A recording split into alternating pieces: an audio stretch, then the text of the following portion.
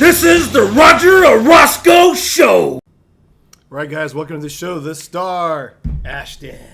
Say hi to everyone, boo. All right. It's hot. Sunday night. We're going to do a quick video on an article. I'm going to read an article from the SJV Sun. The Sun. And it's on one of our last city council meetings. Not the last one, but the one before. And this was dated June 4th, 2024. And here we go. Title. Salma's mayor levied big allegations at its city manager. It backfired in a big way. It's the title. Here we go. Here we go, Ash. I'm going to read it to you, okay? To everyone else, too. Mayoral claims of harassment and intimidation against Salma city manager Fernando Santillan came back largely unfounded. Now he's set for a hefty payday. Well, it sounds like they're saying because it was unfounded, he's set for a hefty payday.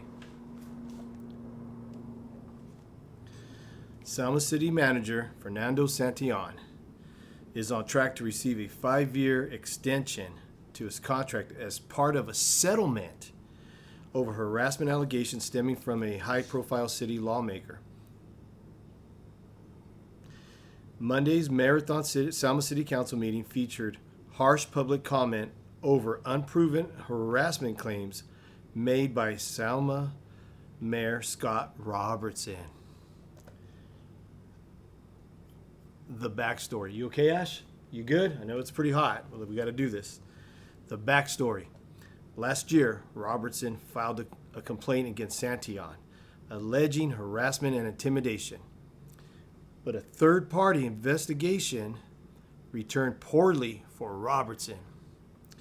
Robertson responded with a labor complaint against the city, and the Salma City Council voted 3-2 in closed session last month to settle the complaint and extend Santillan's contract.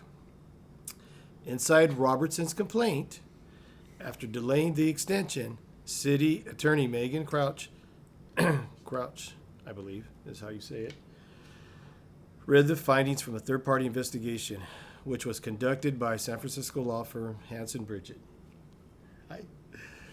According to a copy of the investigative report obtained by The Sun, Salma's mayor filed his initial claim in February 2023.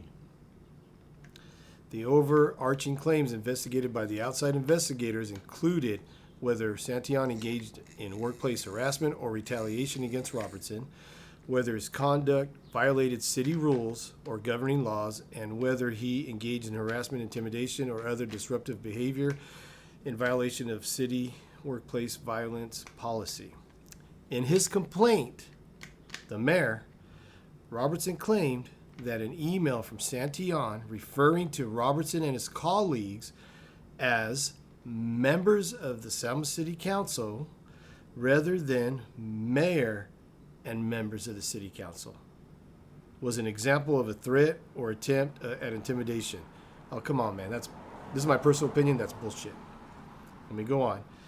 Design 2 of intimidation, designed to subtly disrespect Salma Mayor, and was indicative of Santillan's continued attempts to target him.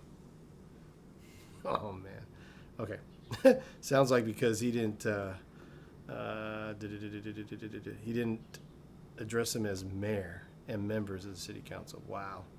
Okay, let's go on. The preponderance of the evidence did not establish that Mr. Santillan engaged in harassment, intimidation, or other disruptive behaviors that could constitute workplace violence. The report reads, rather, the evidence established that the conduct alleged by Mayor Robertson was the result of Mr. Santillan stepping into his role as city manager without seeking approval of Mayor Robertson for personnel decisions within his role. Wow. Ashton, are you cool? Are you good? You good? All right. You want to go bounce on the ball over there? Go for it. You can go. Go bounce on the ball. Yeah, go for it. I'm going to read this. Continue to read it, okay? Okay. I don't want Ashton to be bored. Okay, so let me go on. The report also criticized Robertson and Councilmember Sarah Guerra for being disruptive during meetings. Robertson's failed demands. Embedded in the aborted complaint were a list of demands from Selma's mayor. So this is the mayor's demands. Per the investigative report, Robertson demanded that communication cease between him and Santion, except for city council open and closed session meetings.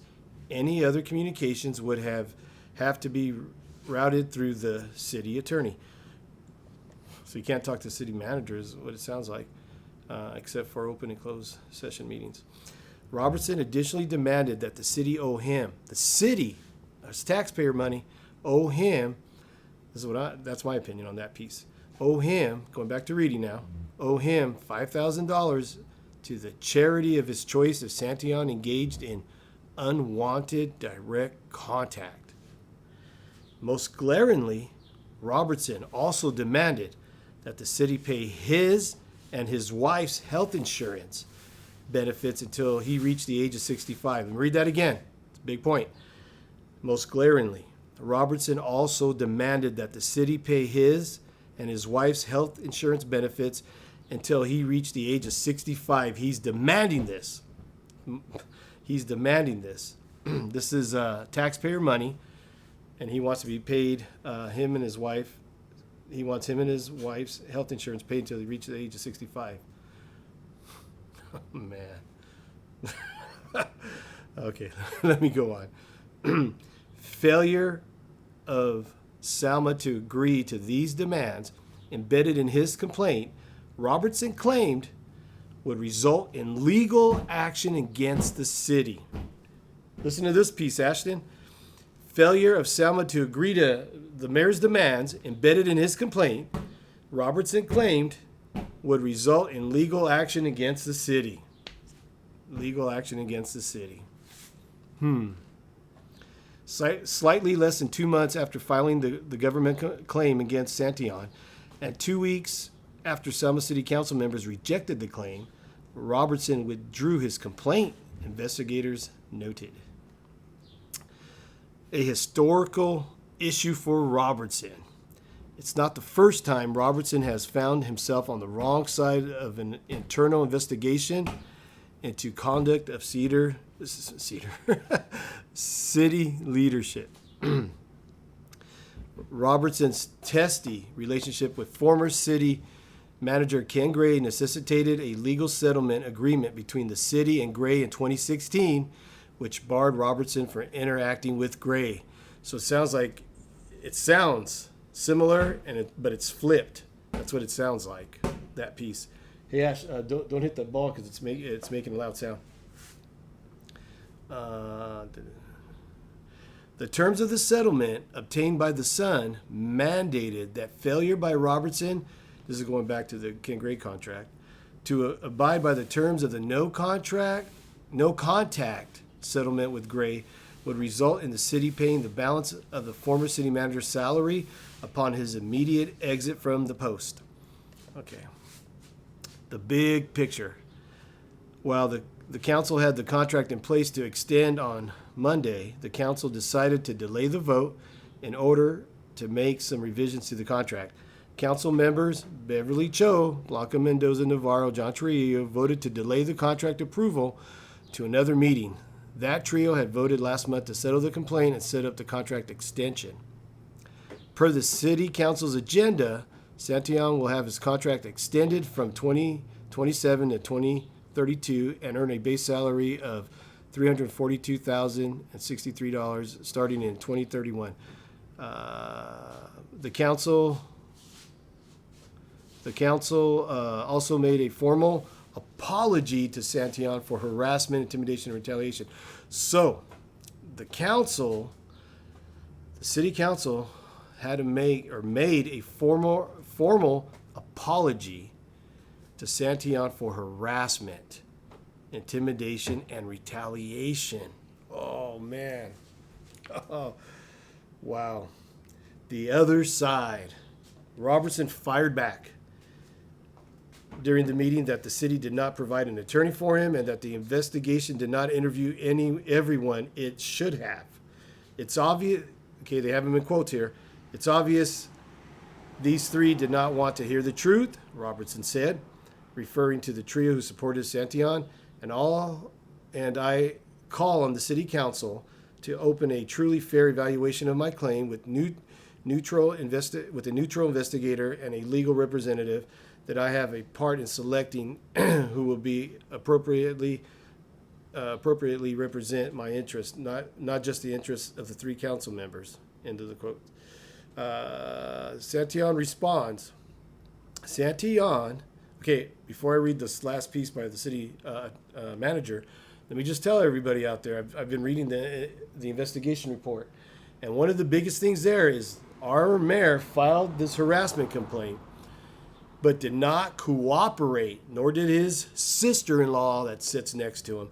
They did not, Mrs. Guerra, they did not cooperate with the investigation. So who in the world files a claim and then doesn't cooperate? So this is my personal opinion. Someone that does that knows that they're full of shit. I mean, that's total bullshit. You don't file a claim and then do not cooperate. You just don't. I mean, that's just stupid. So that's my opinion on that piece right there. You know, who files and then doesn't cooperate. So anyway, that's my personal opinion. And now we're going on to Santillan responds. City manager Santillan read a prepared statement of his own after the public called on the city officials to stop wasting time and get their act together. The culture in the city of Selma is changing for the better.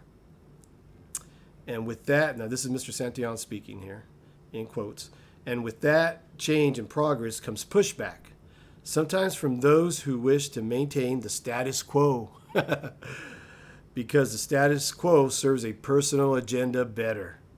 Whatever the agenda is, I am a firm believer that the truth will always prevail. End of quote, Santillan said.